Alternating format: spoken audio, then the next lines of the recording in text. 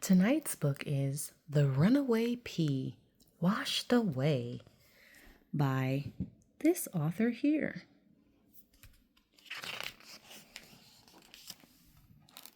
The washing up's finished, so out comes the plug, and the water goes down with a swish and a glug. But under the bubbles, what else do we see? All on its own, it's a washed away pea. Round and around the pea started to spin, faster and faster, then whoops, he fell in. Whee! Cheered the pea as he shot round the bend. Then he slid down the pipe and dropped out of the end. Into the underground drain the pea fell. It was cold. It was dark, with a curious smell. But did the pea mind all the mess and the slime? No, he was having a wonderful time.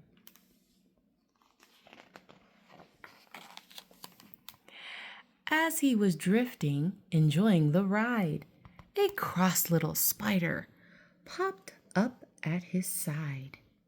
"Help me!" he shouted. "I need some dry land. What use are 8 legs when there's nowhere to stand?" "Don't worry," the pea said. "Hold tight onto me. We might just be small, but we'll have fun. You'll see." But then came a swoosh, which echoed like thunder, and down crashed a big wave which dunked them both under. The little pea laughed as they tumbled about, but the spider was shouting, "We've got to get out!" His 8 spider legs started to thrash and sent them both over an overflow. Splash! "Ah, what a nice stream," said the pea. "We're in luck. Let's stop for a rest and make friends with that duck."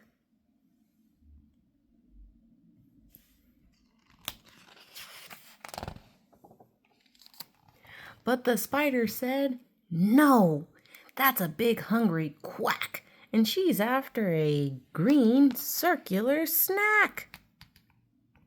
The spider then paddled with all of his might into the reeds where they kept out of sight. "Shh," begged the spider. "Keep perfectly still." "You worry too much," said the pea. "You should chill." Up came a fish from the darkness below. "He's friendly," said the pea. "He's saying hello."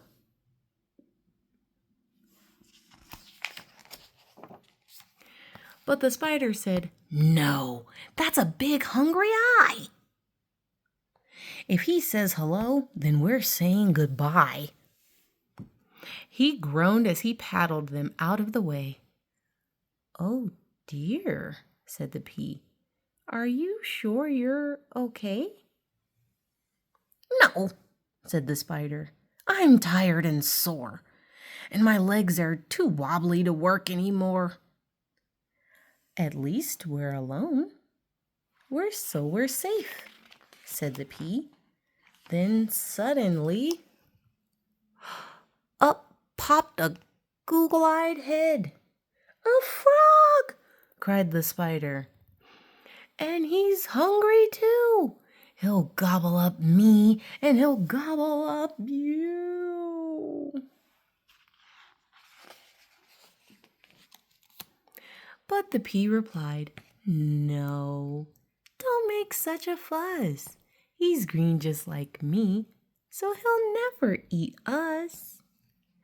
He's come to be friendly. We've nothing to fear.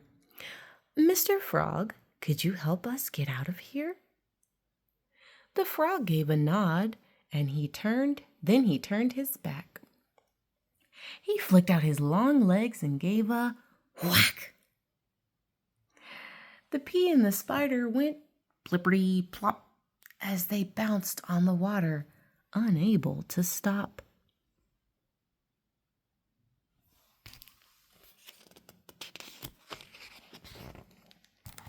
They finally rolled to a rest on dry land. "Hooray!" said the spider. "At last I can stand." "Thank you so much for your help, Mr. P. The water's no place for a spider like me." Then off ran the spider without a goodbye. As the pea watched him go, he let out a sad sigh.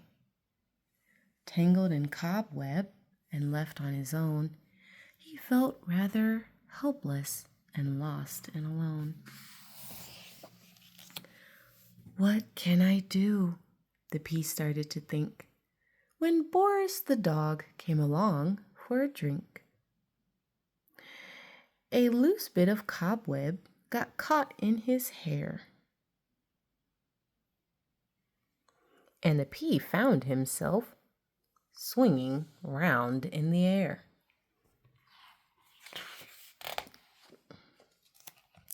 When Boris got home, he was glad to be back, and he wagged his tail as he wolfed down a snack. Snap went the cobweb. The pea was sent flying. He bounced off some plates that were washed up and drying. He pinged off the tap, and he dinged off the mop. And finally, into the sink he went plop.